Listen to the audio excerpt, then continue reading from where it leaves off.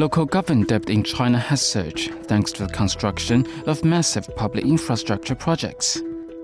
But many projects are not providing a return, leaving bank loans unpaid.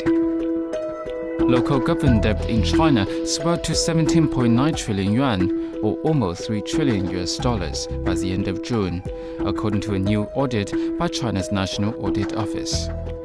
The office said the debt levels are controllable.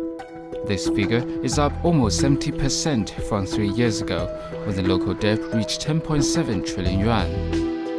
Yukon Huang, former World Bank country director for China, said solving the debt problem as well as enhancing productivity remains crucial if China is to maintain its record growth.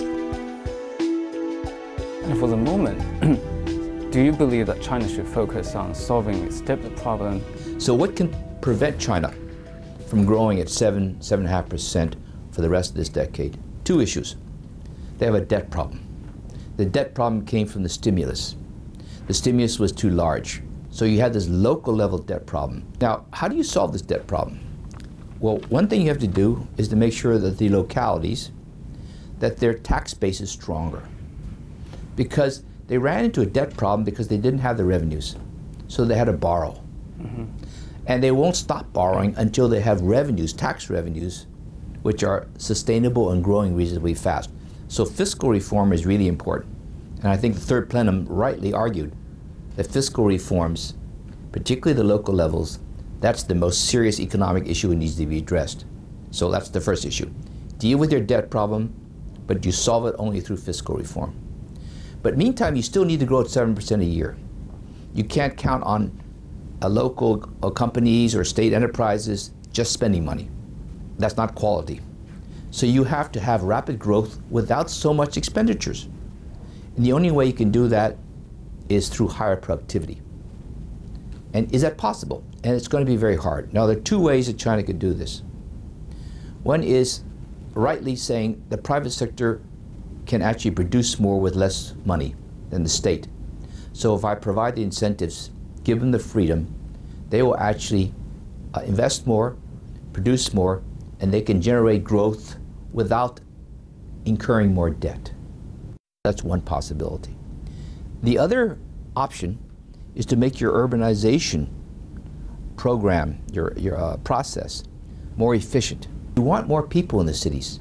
You want your cities to be larger, but denser. I would argue that large cities are more productive. They generate higher salaries. They have a lower cost in providing social services to the people because they're more concentrated. Therefore, the productivity increases in China that are needed to keep growth at 7 and 7.5, they're going to come from China's larger cities expanding, growing. And that also means more people. So I think this is an issue that the senior leadership needs to think about. You're not going to get it in the smaller cities in the inner provinces. Productivity in those areas is much lower. Trying to get growth going there is very expensive because you have to invest a lot more. And that means more debt. You can't afford that. But the bigger cities are financially stronger. They can actually expand. But if all the resources and money, investment flow into the mega cities, would that enlarge this rural-urban divide or the gap, the wealth gap? This is also an issue which is not fully understood.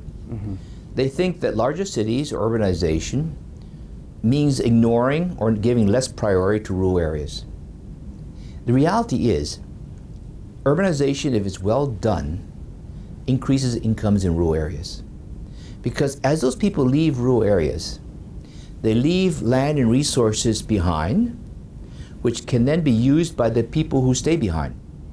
So the size of farms are higher. And we've been talking about what's good for the Chinese economic development. And is there a way that Chinese economy can develop in a way that is mutually beneficial for China and the world? Absolutely. What is the West worried about? Well, sometimes they look at China, huge trade surpluses. It's still significant, much lower than before, but it's still about 2% of GDP. The US and Europe runs huge trade deficits with China. Suppose you give migrant workers residency rights, full residency rights, so that in the major cities, they decide to bring their families, The children go to local schools. They decide to rent or buy an apartment. They decide to buy furniture. They start to go to restaurants like everyone else. They buy various things. They settle down. Now, they obviously, in a social sense, are better off. They don't feel discriminated against. This also has a major trade impact. Migrant workers, they save at twice the rate of normal citizens because they really can't spend their money so easily. Normal Chinese families also save a lot, but migrant families save twice as much. Suppose they had full hukou and they spent the same as other Chinese. And when they spend the same as other Chinese, this is equivalent to about 2% of GDP. So instead of saving 2% of GDP, they consume 2% more GDP.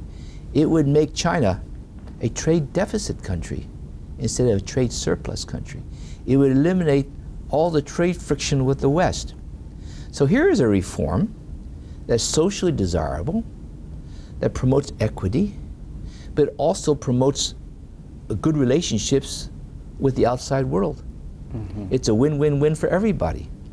Because some of these other recommendations, like appreciating the RMB or interest rate changes, could potentially mean you win but I lose. But here is a reform that everybody wins.